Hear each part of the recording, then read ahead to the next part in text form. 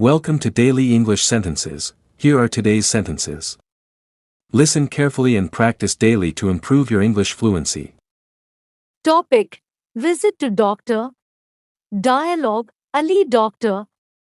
Doctor: Hello. Please sit down. Ali: Hello, doctor. I don't feel well. Doctor: What's the problem? Ali: I have a headache. Doctor: Do you have a fever?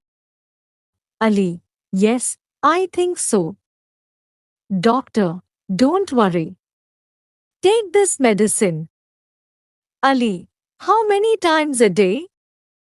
Doctor: 2 times a day. Ali: Okay. Thank you, doctor. Doctor: You're welcome. Get well soon. Practice these short sentences every day, step by step. Your English speaking will become more natural and confident. See you in the next session. Thank you. Subscribe my channel.